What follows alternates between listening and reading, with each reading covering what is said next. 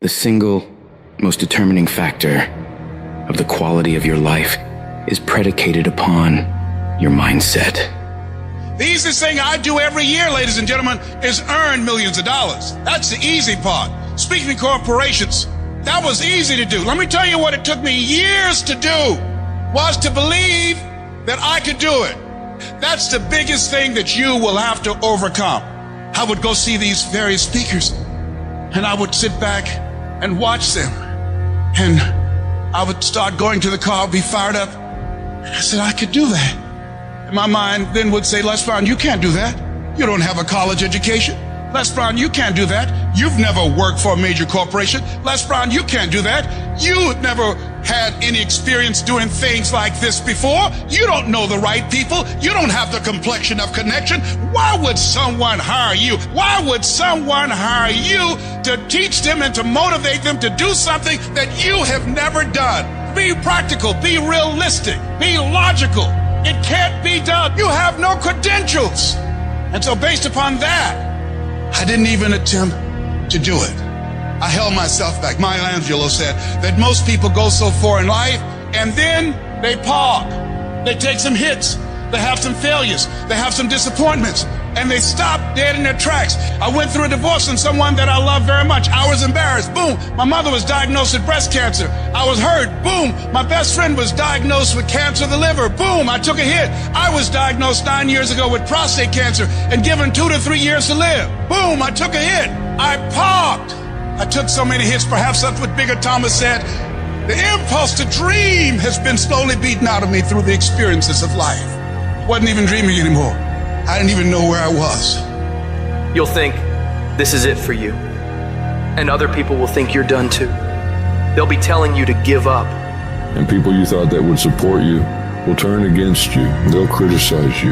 They'll tear you down. Your life will be full of darkness, and you won't see a way out. But when you're down in that hole, I want you to remember something. The only person who can save you is you. Your job in this moment is to muster up enough strength to push yourself back out of your negative pattern of thinking and into the arena of life once again.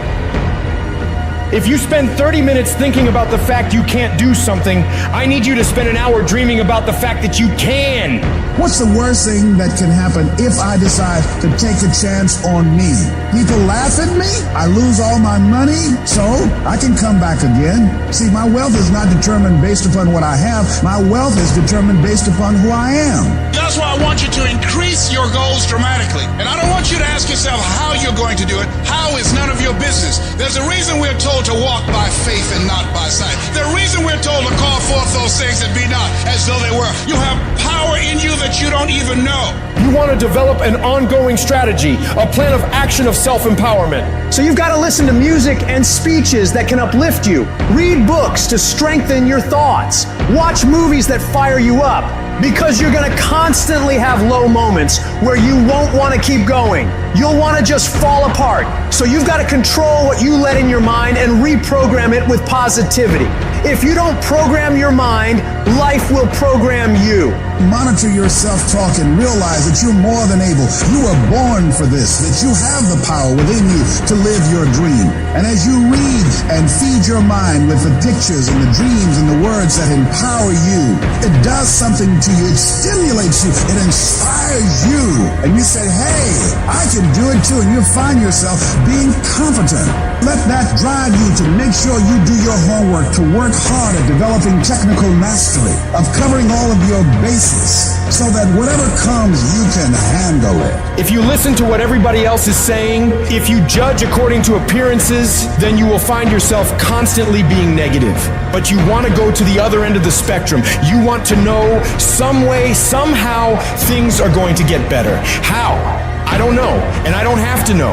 I just have to have faith and believe that everything's gonna be all right.